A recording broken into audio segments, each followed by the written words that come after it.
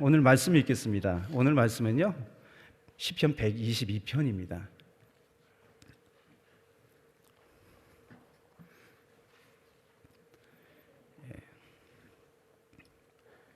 우리 다 같이 한 목소리로 읽겠습니다. 사람이 내게 말하기를 여호와의 집에 올라가자 할 때에 내가 기뻐하였도다. 예루살렘아, 우리 발이 내 성문 안에 섰도다. 예루살렘아, 너는 조밀한 성읍같이 건설되었도다. 지파들 곧 여호와의 이름에 감사하려고 이스라엘의 전례대로 그리로 올라가는도다. 거기 판단의 보좌를 두셨으니 곧 다윗 집의 보좌로다. 예루살렘을 위하여 평안을 구하라. 예루살렘을 사랑하는 자는 형통하리로다. 내 성 안에는 평강이 있고 내 궁중에는 형통이 있을지어다. 내가 내 형제와 부모를 위하여 이제 말하리니 내 가운데 평강이 있을지어다. 여호와 우리 하나님의 집을 위하여 내가 내 복을 구하리로다. 아멘. 효와 행복을 보겠습니다. 오늘 제목은 하나님을 만나는 복입니다. 요절 말씀은 6절입니다. 우리 다시 읽겠습니다. 예루살렘을 위하여 평안을 구하라. 예루살렘을 사랑하는 자는 형통하리로다. 효와 행복을 읽겠습니다. 신앙생활을 오래 하다 보면 예배드리는 기쁨을 누리지 못하는 경우가 있다. 주일이 되었으니 교회를 찾고 예배 시간이 되었으니 그저 앉았다가 간다. 이러한 형식적인 예배를 하나님께서 기뻐 받으실 리가 없다. 주님은 우리가 기쁜 마음으로 예배 드리기를 원하신다.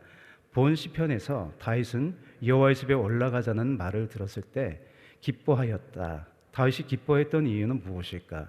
그곳에 가면 하나님을 만날 수 있기 때문이다. 사랑하는 여인을 만나러 간다고 상상해보라. 그 발걸음이 가볍고 빨라질 것이다. 내가 존경하는 목사님을 만난다고 생각해보라. 오늘 저녁에 새 옷을 준비하고 머리도 단장하지 않겠는가? 하물며 만왕의 왕 되신 하나님을 만나러 가는 것이다. 예루살렘에는 하나님의 집 곧 성전이 있고 그 성전에는 주님이 임재하시는 자리인 언약궤가 있다. 누구나 그곳에 가면 하나님을 만날 수 있다. 꼭 하나님의 도우심을 받을 수 있다. 다윗은 하나님을 만날 기대감이 있기에 예루살렘의 모양도 아름답게 보이고 그것에 올라가는 모든 지파들의 모습도 웅장하게 보인다. 그는 예루살렘의 정의가 실현되는 판단의 보좌가 있음을 자랑스러워한다. 이러한 마음으로 거룩한 곳에 있다 보니 자연스레 기도도 나온다. 다윗은 예루살렘 평강을 위해 그 평강이 형제와 친구들에게 넘치도록, 그리고 하나님의 집을 위해 기도한다. 십자가 위에 예수 그리스도를 바라보자. 하나님께서 우리를 만나기 원치 않으신다면 이 땅 위에 인간의 몸으로 오시지 않고 죽지도 않으셨을 것이다. 하나님은 이렇게 약속하신다. 너희가 전심으로 낳고 나를 찾고 찾으면 나를 만나리라. 아멘. 저는 시편 122편을 읽으면서 저에게 이제 제목을 붙이라면 예루살렘 찬가라고 저는 하겠습니다. 왜냐하면 본문에서 가장 많이 나오는 단어가 예루살렘이죠. 2절과 3절 이렇게 보시면 또 의인화하고 있어요. 예루살렘아, 우리 발이 내 성문 안에 있도다. 예루살렘아, 너는 종밀한 성읍같이 건설되었도다. 라고 이제 예루살렘을 사람처럼 의인화하고 찬양하는 거죠. 감사하는 거죠. 예루살렘을 통치하시고 은혜를 베푸시는 하나님께 감사하고 노래하고 있기 때문이에요. 여러분, 조금 옛날 노래인데 서울의 찬가라고 아시나요? 이 패티김 씨가 이제 1969년도인가요? 이렇게 알아보니 그때 이제 나왔던 노래더라고요. 종이 울리네, 꽃이 피네, 새들의 노래, 웃는 그 얼굴, 막 멜로디가 떠오르시죠? 그리워라 내 사랑아, 내 곁을 떠나지 마오. 처음 만나고 사랑을 맺은 정다운 거리, 마음의 거리, 아름다운 서울에서 살렵니다. 그러나 좀 현실을 보면 조금 마음이 좀 씁쓸해지기도 합니다. 122편은 다윗의 시, 성전에 올라가는 노래라는 어떤 표제가 붙어 있어요. 여기 중심 단어는 여호와의 집입니다. 그래서 1절과 9절에 있죠. 여호와의 집이라고. 또 여호와의 집과 예루살렘을 동의어로 이제 사용합니다. 여러분, 예루살렘의 뜻은 여기 샬롬이 들어가 있거든요. 샬람, 예루샬람 이렇게 이제 오늘 하면 되는데 평화의 마을이에요. 평화의 마을. 시의 시작입니다. 1절이죠. 우리 다 같이 한번 읽을까요? 사람이 내게 말하기를 여호와의 집에 올라가자 할 때에 내가 기뻐하였도다. 여러분은 어떨 때 기쁨이 있나요? 무언가를 좋아서 할 때 이제 기쁨이 있죠. 내가 싫은 것을 할 때 기쁨이 있나요, 없나요? 예, 없습니다. 교회에 나온 것이 이제 싫은데 억지로 나온다. 그러면 좀 문제가 있어요. 그죠? 되게 매일 기도하고 매일 성경 읽고 여러분처럼 매일 새벽 예배 드리시는 분은요, 날마다 하나님의 은혜를 경험함으로 여러 가지 힘든 것도 있겠죠. 그런데 그래도 기쁨이 있어요. 하지만 매일 신앙의 연속성이 없는 분들은 어느새 마음이 냉랭하고 메마르기 마련입니다. 그래서 하나님 전으로 나오는 게 그냥 그렇게 기쁘지는 않을 것 같아요. 그래서 복 있는 사람이 여호와의 율법을 주야로 묵상하는 사람이라고 했어요. 여기서 주야가 의미하는 바는 하나님을 가까이 하는 연속성을 나타내는 말이에요. 예. 어제도 나오셨잖아요. 그죠? 오늘도 나오셨고. 그렇게 하시면 우리 마음 가운데 늘 기쁨이 충만할 줄 믿습니다. 아멘. 예. 시인의 이 기쁨 속에는요, 설렘과 기대함이 녹아 있어요. 예. 설렘과 기대함이 있을 때 은혜의 문이 열리는 거예요. 여러분 성경을 볼 때도요, 이게 좀 설레야 돼요. 이 말씀을 대할 때 너무 설레는 거죠. 그러면 이 성경이 들어와요. 우리한테 들어와요. 근데 마지못해 의무적으로 읽으면 이게 들어오지가 않습니다.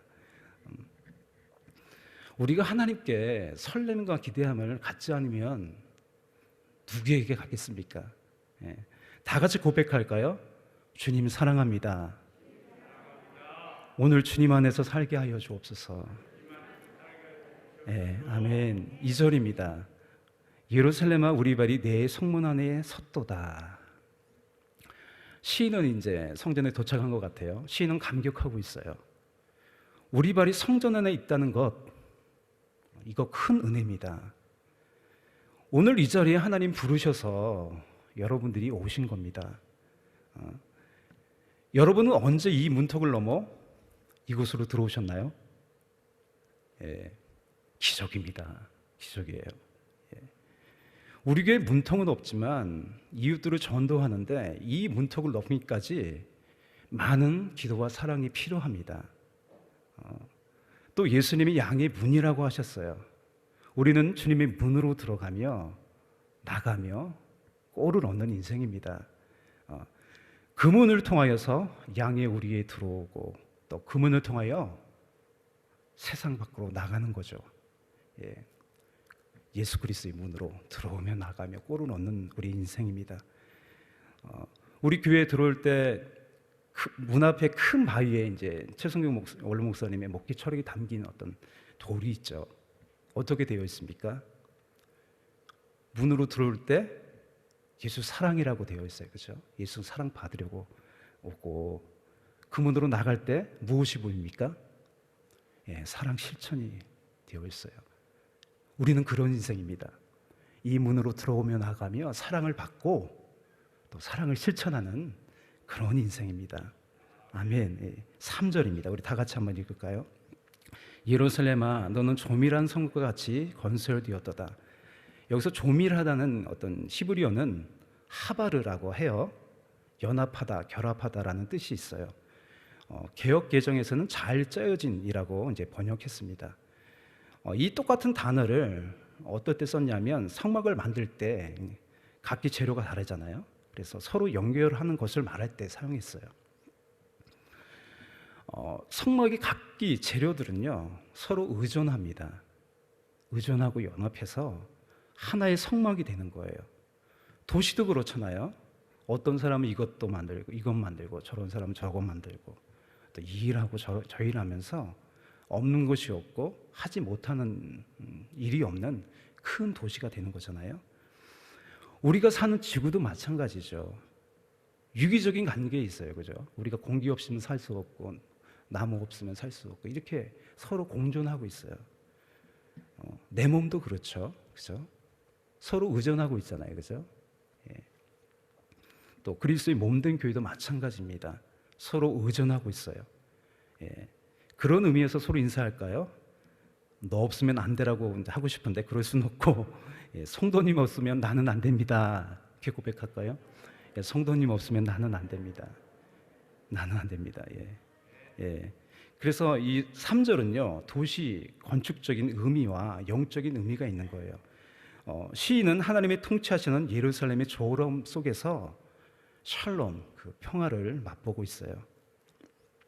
무엇보다 예루살렘 중심에 하나님의 성전이 있습니다. 4절입니다. 다 같이 읽을까요?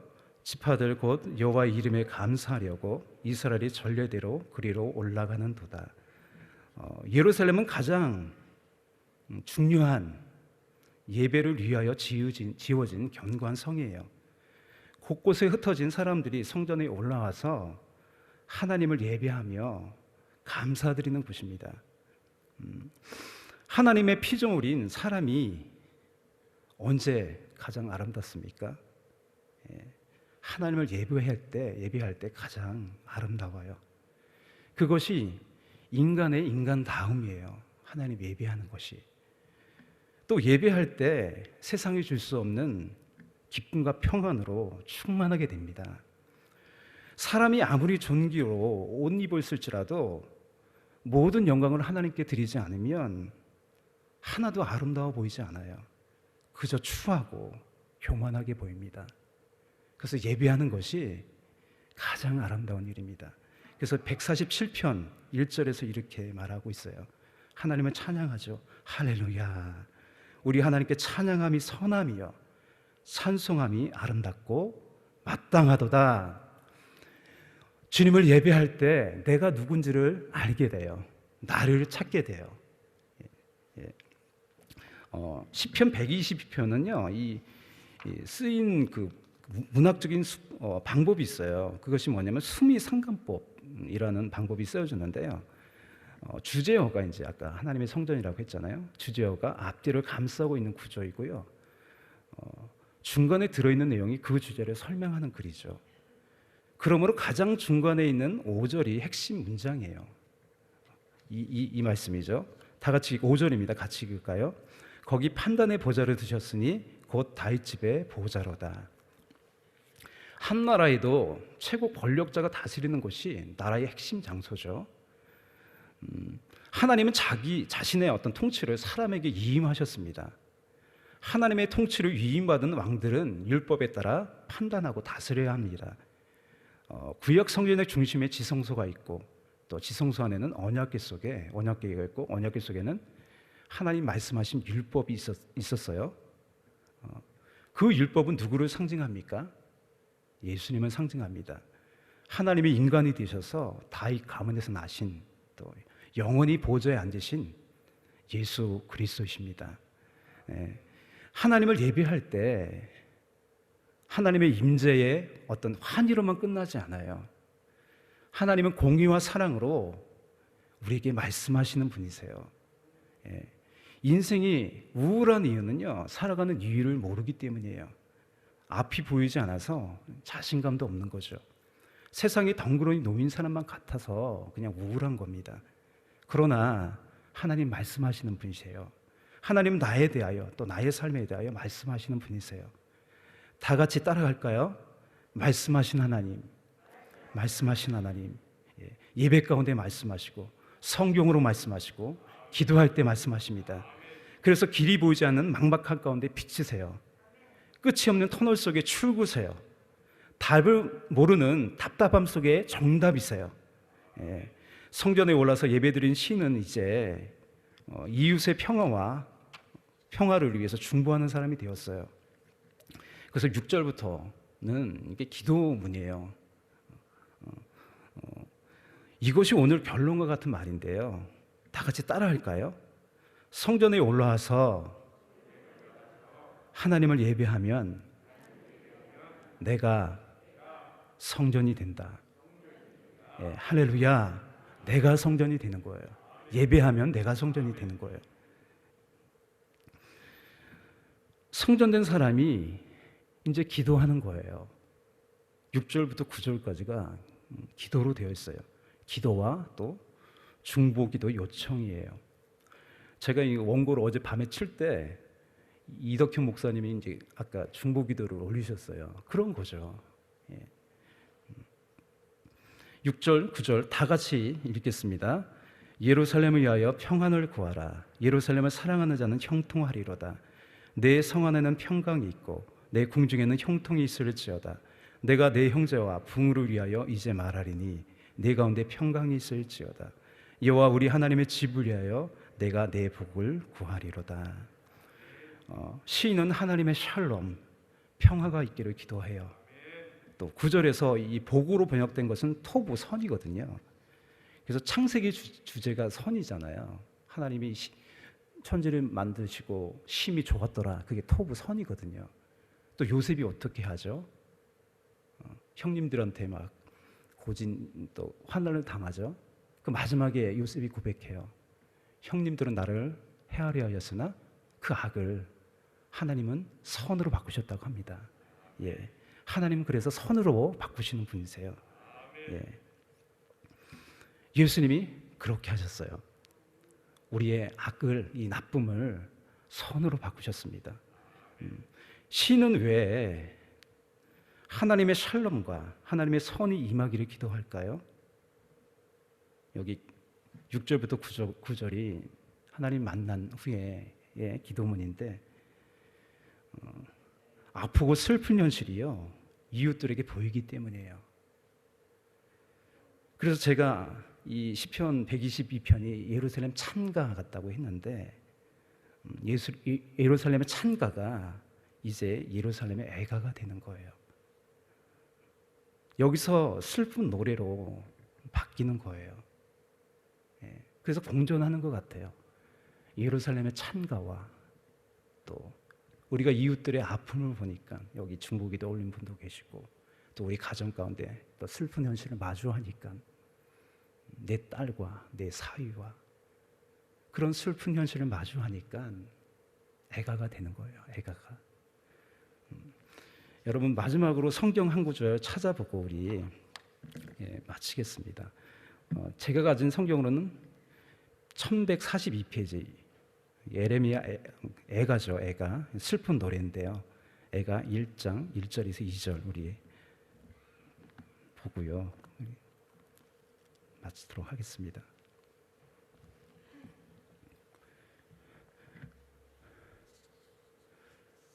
제가 읽어드리겠습니다. 슬프다 이 성이여 본래는 거민이 많더니 이제는 어찌 그리 적막히 앉았는고 본래는 열국 중에 크던 자가 이제는 가부 같고 본래는 열방 중에 공주되었던 자가 이제는 조공드리는 자가 되었도다. 밤새도록 애국하니 눈물이 뺨에 흐름이여 사랑하는 자 중에 위로하는 자가 없고 친구도 다 배반하여 원수가 되었도다. 이 노래는 에레미야 선지자의 애가이자 하나님의 애가입니다. 이것이 오늘날 대한민국과 또 교회의 현실 같지 않나요? 그죠? 점점 사람이 줄어져 가고 아픈 사람도 많고 고통당하는 사람도 많잖아요. 예수님께서 이렇게 말씀하세요. 예루살렘의 딸들아 나를 위하여 울지 말고 너희와 너희 자녀를 위하여 울라 라고 하셨던 것처럼 하나님의 성전된 여러분, 우리에게 지금 필요한 것은요 애가 눈물의 기도입니다. 그래서 여러분 더욱더 눈물로 기도하십시오. 에레미야 같이 세상의 슬픈 현실을 마주하죠.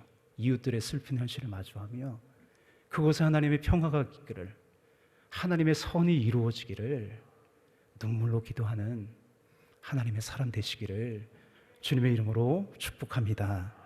다 같이 기도하겠습니다. 사랑의 주님, 오늘 시편 122편을 통해서 예루살렘의 찬가, 하나님의 노래, 또 하나님을 찬양하는 노래와 감사의 노래를 들었습니다. 또 예루살렘의 애가도 들었습니다. 날마다 예루살렘의 찬가와 또 이웃의 슬픈 현실을 보며 또 눈물로서 기도하는, 중보하는 여기 계신 모든 분들 되게 하셔서 우리의 중보 기도를 통하여서 이 땅이 새롭게 되고 하나님의 평화가 임하기를 또 원합니다. 주님, 여기 계신 모든 분들 축복합니다. 주님, 또 몸이 아프신 분들도 있습니다. 주님, 고쳐주시옵소서. 나이가 들면서 또 연약해지는 부분도 있습니다. 허리도 주님 고쳐주시고 다리도 고쳐주셔서 건강한 몸으로 아버지 하나님 성전에 와서 날마다 예배하는 여기 계신 모든 분들 되게 하여 주옵소서. 가족들을 주님께서 붙잡아 주시고 자녀들을 주님께서 붙잡아 주시고 손자, 손녀들을 주님께서 붙잡아 주시옵시고 사위를 주님께서 붙잡아 주시옵소서. 또 특별히 원로 목사님 붙잡아 주시옵소서. 함께 하심을 감사하고 찬양하며 또 헌금 드린 분이 있습니다. 주님께서 받으시고 생활에 필요한 것들로 채워 주시옵소서. 감사하고 찬양하며 예수님의 이름으로 기도합니다. 아멘.